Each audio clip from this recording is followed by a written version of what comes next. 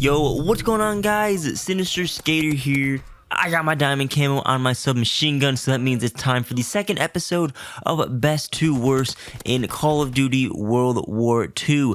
The idea behind this series is I'll rank each weapon from best to worst after I got diamond camo on them. I've spent a lot of time with the weapons. So there's 6 SMGs in World War II. I had a very hard time ranking them. The SMGs are a class that I go to a lot, but in World War II, the SMGs overall are just a bad class that gets outgunned by almost every other class in the game. There are a few standout guns, of course, but some of the assault rifles do a better job at being an SMG than the SMGs do. I feel like it's like that because of the movement and mechanics of this game. The map design makes for a lot of open areas with a lack of CQC zones, and there are just some weird quirks with the class overall, like sprint out times. I've seen this talked about so much and never truly considered it. The sprint out to shoot time on SMGs are very slow. So fix that, Sledgehammer, like many other people are complaining about. But enough talk, let's get into the best to worst list now. Again, ranking is based on my experience working towards diamond camo. Before I rank them, I also play some games with a neutral class and then some games with the tryhard class, and then briefly investigate the internet to see what the internet has to say. Again, this is my list. You're encouraged to share your own best to worst list or thoughts down below in the comments. But let's get into the best SMG, in my opinion, which is the grease gun. I think this is by far the best performing submachine gun. It's a high damage, slower firing rate submachine gun, but is consistently reliable. You get 30 in the mag, it has low idle sway, a decent hip fire, and absolutely amazing iron sights. It's like a wide circle with a small slit in the middle. The best iron sights out of all the SMGs, if I might say. But very low recoil and is very easy to control because of the slower fire rate. You'll be 3-shot killing people in close quarters range and getting an easy 4-shot kill at pretty much the remainder of ranges in the game. Again, it's not going to perform as well at long range, but you can hold down that trigger and get easy kills to the tail end of mid range without a problem. I don't feel like this weapon is at a disadvantage at any range. I'm confident going toe-to-toe with high rate fire SMGs in close quarter situations while having the benefit of outgunning everyone else at longer ranges. It almost caters to like the AR type of gameplay, but it's an SMG, which is a benefit in the current state of the game.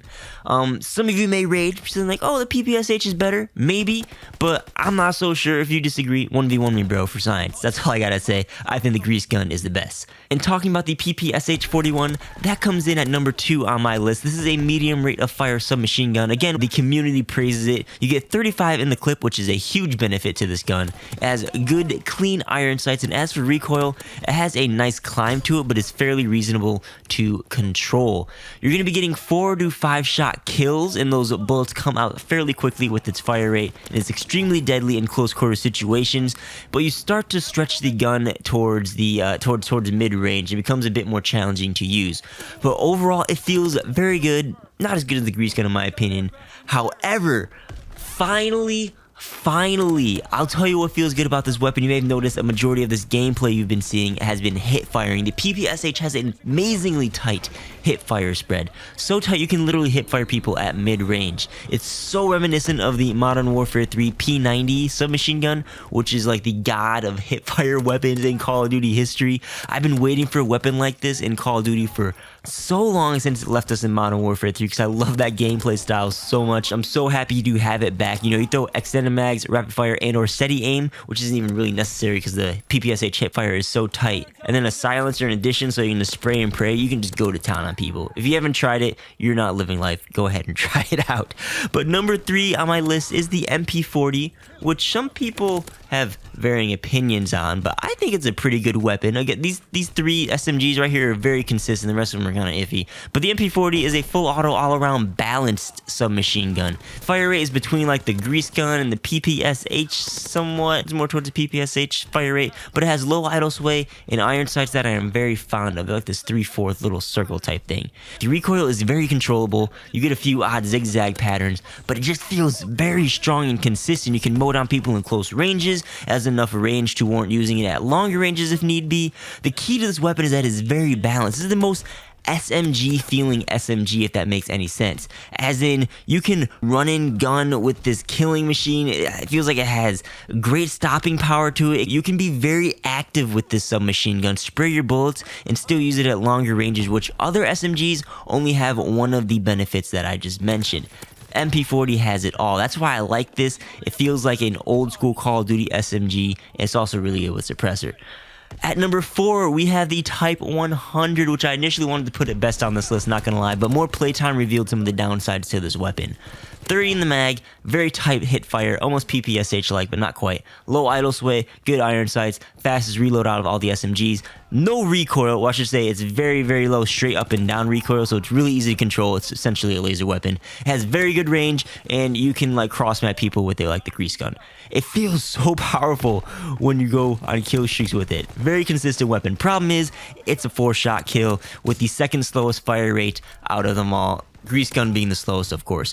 You'll notice that you're going to be getting outgunned in a lot of situations. If you have the jump on people, you're going to do amazing with this. If you don't have the jump or you start the gunfight at the same time as the opponent, you're going to have a hard time with this weapon and lose a lot of gunfights. You cannot miss shots with this as well because of the slower fire rate and the 4-shot kill. You're going to die. I've had my fair share of games on both sides of the weapon, good and bad. It's very dependent on the time you enter the gunfight. It's also why I don't recommend hit firing the weapon, because it does have a tight hit spread, but you have a really great chance to miss a shot when you hit fire, and with that fire rate, if you're not up and close to the face, you're going to lose because you're going to miss shots. I mean, that's it. There's a lot of benefits to this weapon, but the fire rate and shots to kill holds it back a lot. Keep that in mind and use it for yourself if you're in doubt, and then compare that to the top 3 SMGs I listed in this. You know, Type 100 has similar problems to the STG-44 for the assault rifles. Good weapon, but sometimes it just gets outgunned.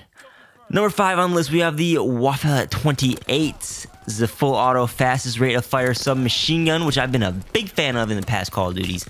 Even the Vesper post-nerf in Black Ops 3, but the Waffle just doesn't do it for me. It has the most idle sway out of all the SMGs, which doesn't really matter.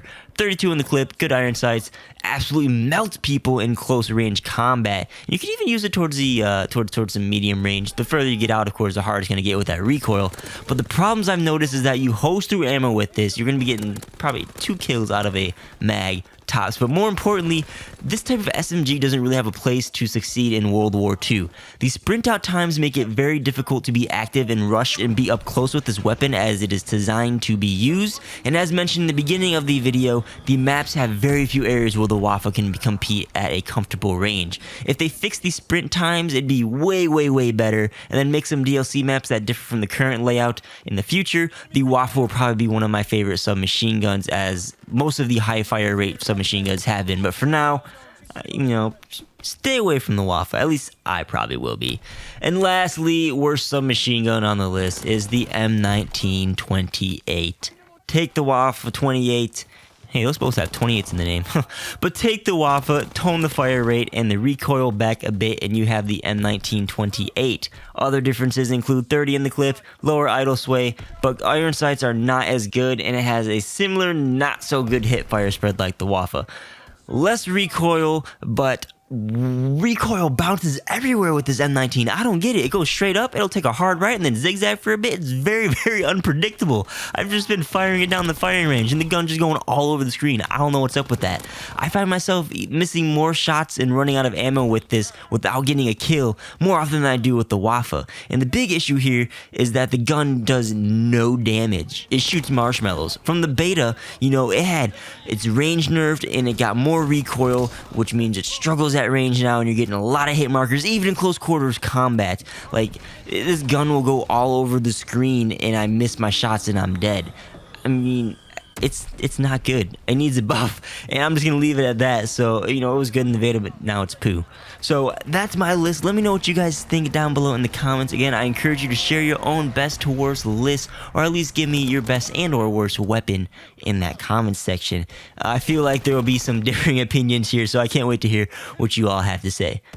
Alright, that'll be it for this video. If you guys enjoyed it, be sure to demonstrate that by tapping that thumbs up button and or dropping a comment down below. And if you really liked what you saw today, consider subscribing if you are not already, and turn on notifications for this channel by hitting the bell icon so that you don't miss any of my uploads. My social media and more is linked in the description. And with that, my name is SinisterSkater. Thank you for watching, and I'll catch you on the next one.